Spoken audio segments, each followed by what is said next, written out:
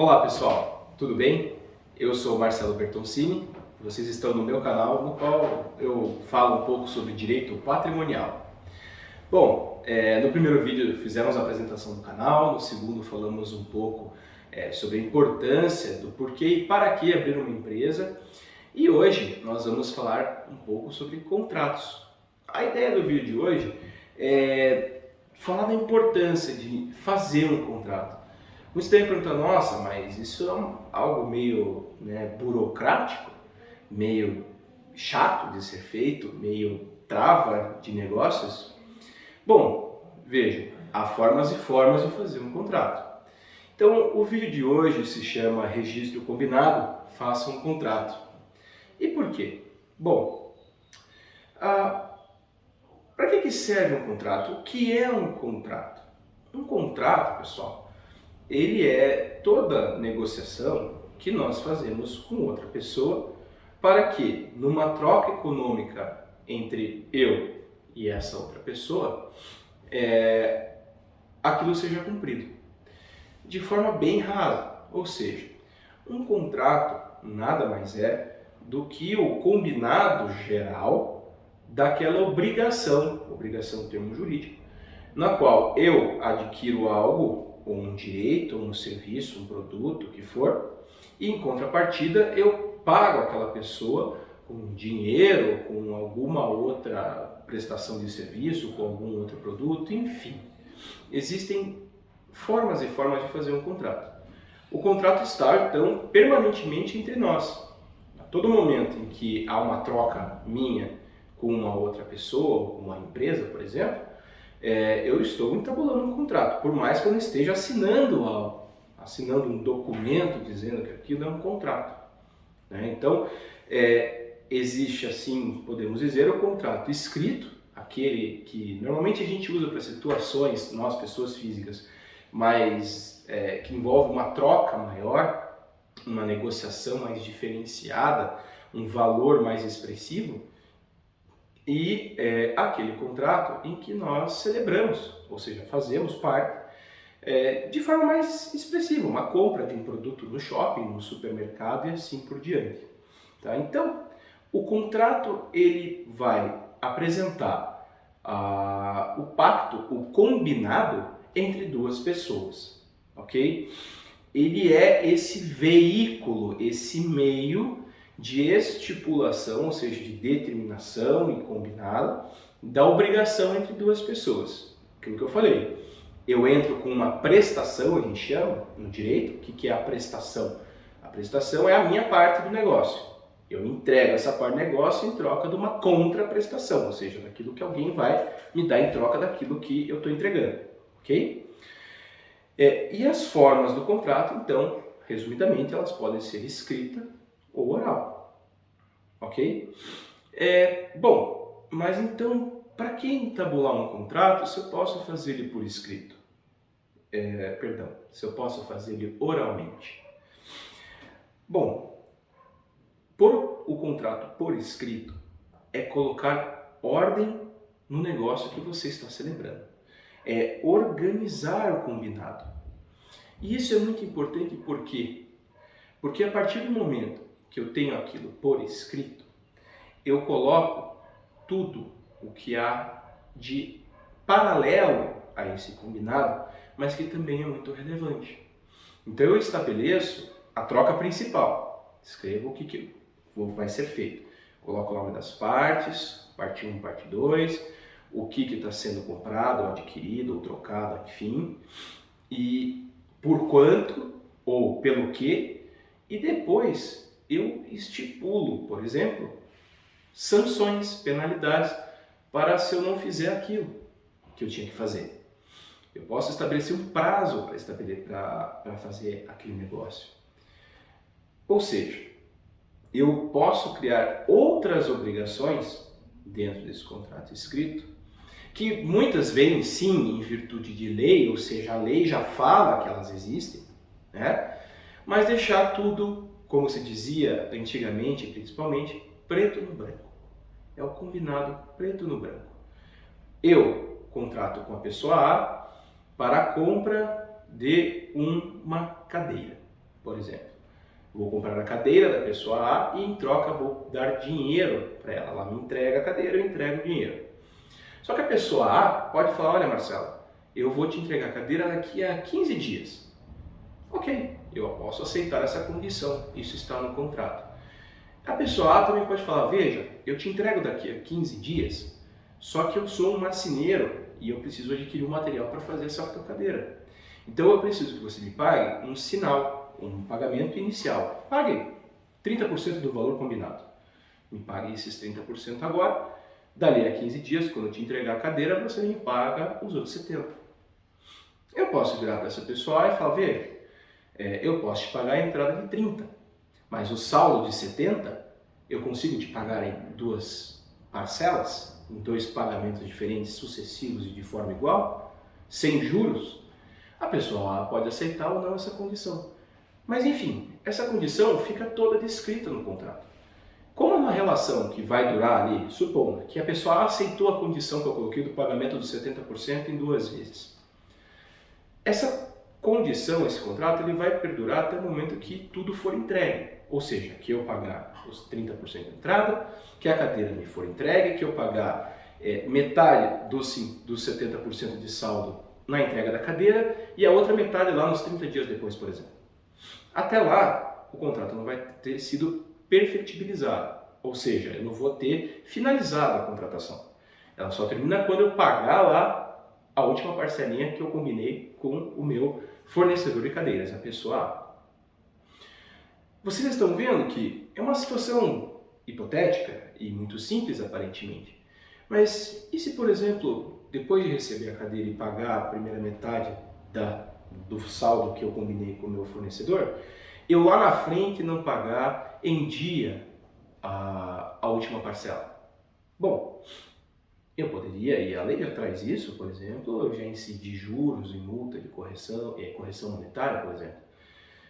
Mas eu consigo estabelecer uma outra multa, uma multa de mora que a gente chama, já com percentual incidente sobre o saldo, sobre o valor total do negócio. Entende? É deixar tudo mais alinhado, pessoal. Deixar tudo combinado. Estabelecer essa forma do contrato.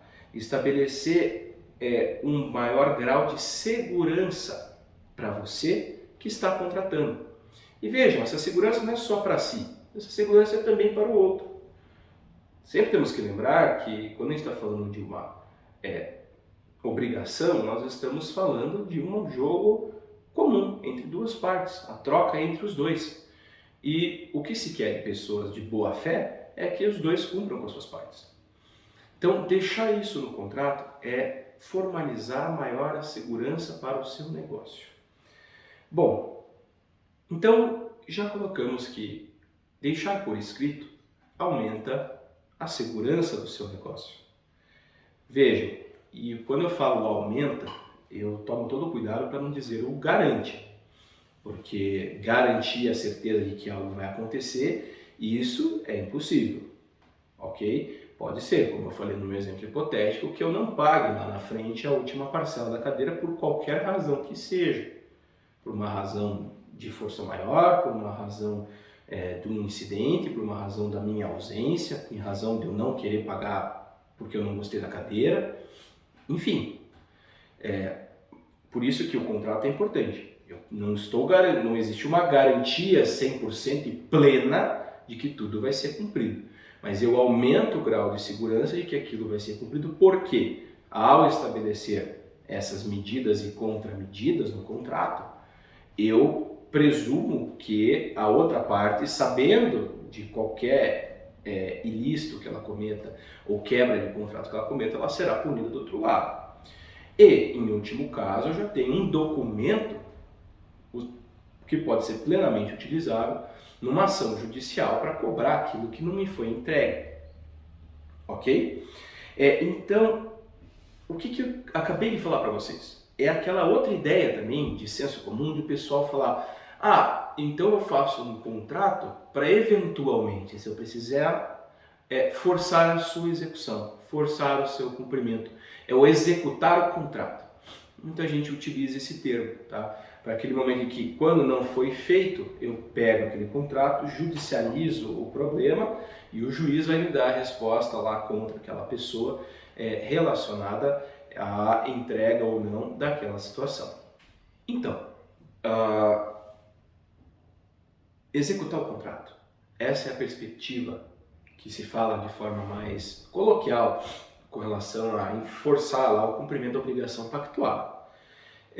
Mas eu tenho que chamar atenção para alguns outros pontos. Existem, por exemplo, tipos de contrato especificados em lei. Existe um contrato muito genérico, né? E existem tipos específicos que visam o cumprimento daquela obrigação, em decorrência, inclusive, para a proteção de terceiros, de outras pessoas que não têm a ver, ou até mesmo de um ente público e assim por diante. É muito comum, vocês podem ver no caso de contrato de compra e venda de imóveis, a famosa cláusula de arras ou sinal. O que é isso? É aquela disposição que diz que eu comprando um imóvel de uma pessoa, agora B, dou um sinal de negócio para que ela segure aquele negócio para mim e eu estabeleça ali como é que eu possa negociar com ela por um certo período de tempo ali as condições gerais do negócio, de pagamento, de tempo de entrega e assim por diante. Quando uma das partes desiste do negócio e ainda estava nessa fase de negociação, mas o sinal já estava pago, se houver a desistência por mim, por um exemplo, sem justificativa, né? Enfim, tem várias questões que permeiam isso aí, sem justificativa, há disposição na lei de que o sinal vai ficar lá com o vendedor, que me vendeu o imóvel. No entanto, se eu estou lá negociando, fiz o pagamento do sinal, estou lá negociando com o vendedor, e o vendedor decide vender para uma pessoa C, que ele conheceu e que já quis fazer um pagamento à vista de repente, enfim, apresentou uma condição melhor de negócio, isso não é necessariamente uma justificativa idônea para que eu perca a oportunidade que eu estava negociando com ele. Em razão disso, a lei estabelece que, para além de ele ter que me devolver o sinal, ele tem que devolver o valor equivalente. O que é o valor equivalente? Nada mais que devolver o valor do sinal, mas o seu valor mais uma vez, ou seja, o dobro, o sinal em dobro. Em muitos contratos de compra e venda é possível encontrar de imóveis essa disposição legal lá também escrita no contrato. Então, vejam, toda essa colocação do que é, do que não é muito importante de ser pactuada no contrato. Faria diferença eu pagar o sinal e não ter aquela previsão na lei, no meu exemplo, no contrato, no meu exemplo hipotético? Olha, seria mais difícil eu reclamar perante o juiz não tendo aquela cláusula ali. Acontece que, como foi feito um pagamento de sinal, eu tenho uma prova, um comprovante de pagamento, uma mensagem trocada dizendo que aquilo é o sinal e tal, muito possivelmente o juiz reconheceria o meu direito. Mas vejam, não é mais fácil já deixar isso tudo preparado, pré-arrumado, para que eu não tenha que dizer que aquilo era um sinal, veja, olha, é sinal isso aqui. Se eu já estou dizendo lá no contrato que 20 mil reais é sinal. Então veja, essa é uma situação muito importante, ok? Relacionada a esse tipo específico de contrato. No contrato de locação, existem outras obrigações necessárias ali, de uma lei inclusive específica, a lei de locações, que alguns ainda chamam de lei do inquilinato. Enfim, todas essas questões devem estar lá presentes no seu contrato. Como eu disse, a lei já prevê a existência de sanções, a existência de cláusulas gerais e cláusulas específicas para ter um contrato. O contrato pode ser verbal ou não estar formatado num documento único, como estamos falando aqui, mas como eu disse anteriormente, é muito mais fácil, caso aconteça de ter um inadimplemento, ou seja, uma das partes não cumprir com a sua parte do combinado, se eu já tiver tudo isso estabelecido num documento só, com cláusulas específicas. E veja, salvo algumas raras exceções legais, é possível estipular obrigação relacionada a qualquer situação em específico. Qualquer coisa. A estipulação, por exemplo, de multa no valor de 50%. Não existe uma proibição legal com relação a isso. Lógico, se acontecer e a multa for aplicada e alguém quiser discutir judicialmente, que isso é uma cláusula abusiva e tal, isso vai para o judiciário. Mas estabelecer isso no contrato é plenamente possível e plenamente discutível e defensável lá na frente, se acontecer. Então, vejam, tudo isso para dizer que vale a pena fazer um contrato. Vale a pena fazer um contrato específico para aquele seu negócio pontual. Existem contratos genéricos para fornecimento de serviços em ampla escala? Sim, os contratos de adesão que nós conhecemos das operadoras de telefone, televisão, internet, por exemplo. Um contrato padrão com o teu nome lá em cima, você só assina e pronto. Aquelas cláusulas você nem discute, nem negocia aquilo. Contrato de adesão. Mas para questões pontuais entre empresas, entre pessoas físicas e empresas, vejam, o combinado no contrato facilita em muito o cumprimento da obrigação, estabelece os limites da atuação de cada um. Tudo isso, então, para dizer que também ao ver esse vídeo, vejam, na internet encontramos qualquer coisa, qualquer modelo de contrato, pura e simplesmente. Fácil, facílimo. Contrato e compra e venda modelo, contrato modelo na internet, você vai encontrar um modelão lá. Mas cuidado também com isso. O modelão genérico não estabelece os critérios específicos dos quais estou falando neste vídeo. Esses critérios específicos é que dão a maior segurança lá para você no negócio que você está celebrando. Bom, pessoal, era isso para hoje com relação aos contratos. Sabemos que a questão negocial, ela às vezes exige muita agilidade e muita rapidez na solução. Mas não deixe de, mesmo tendo a rapidez da solução, já ter o contrato, de repente, pré-organizado, pré-estabelecido, um esqueleto que você trabalhe na negociação com aquela outra pessoa e você depois estabeleça ali as suas cláusulas específicas daquele negócio. Vejam, tudo isso para garantir maior segurança na hora de fazer o seu negócio e de, eventualmente, infelizmente, se necessário, executar esse negócio, essa obrigação. Esse era o vídeo para hoje. Obrigado pelo apoio que tem dado ao meu canal, as visualizações, estou bastante feliz com o resultado até o momento. Continuo amplamente aberto a sugestões, críticas, indagações. Sintam-se à vontade. O intuito, como eu disse no primeiro vídeo, é que aprendamos todos juntos e cheguemos a conclusões que só melhorem o nosso ambiente de negócios e que todos avancem economicamente em suas atividades. Não esqueçam de seguir o canal, curtir esse vídeo, contribuir com as suas ideias e até a próxima. Obrigado.